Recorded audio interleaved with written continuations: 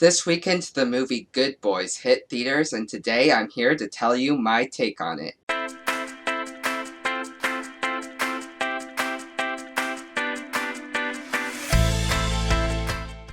Hi, my name is Andy, and welcome back to my channel where I tell you my takes on the movies that I watch. If you also love talking about movies, consider subscribing down below so that you don't miss any of my future reviews or other future content.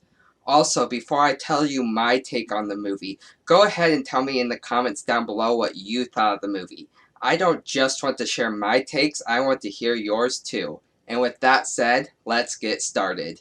After being invited to their first ever kissing party, a group of 6th grade boys skip school and go on an adventure to try and find out how to kiss. As usual, we're going to start off with the positives, and the reason that I was excited for this movie is because I think Jacob Tremblay is hands down the best child actor in Hollywood. He was great in Room, he was great in Wonder, he was great in every movie I've seen him in, and he was no different here. He definitely has a way of bringing the emotion and the realness to every character he plays, and you could definitely see that here. But on top of that, the two other main child actors in this movie were also great, and the three of them worked together really well. I really enjoyed all three characters, and I thought all three actors really brought them to life really well. On top of that, there's definitely a good amount of funny moments and funny scenes throughout the movie. I was honestly laughing during the movie from beginning to end, which is pretty good for a comedy because that's exactly what it's trying to get you to do. But on top of that, in general, this movie had a really good story about friendship. These three boys have been friends for a very long time, and they start to realize throughout the movie why they became friends in the first place and why they might not always stay together.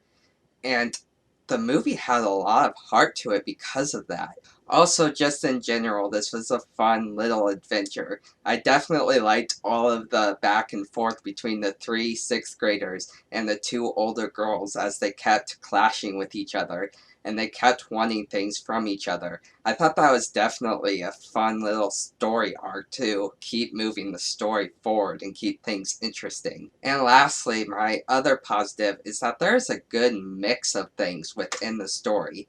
Yes, you definitely had your types of jokes that made this movie a rated R movie, but there's definitely other types of things to enjoy, and it wasn't too much of that. With that said, we have to move on to the negatives, and for me, the biggest thing is that it seemed a little inconsistent with what the boundaries of the movie were.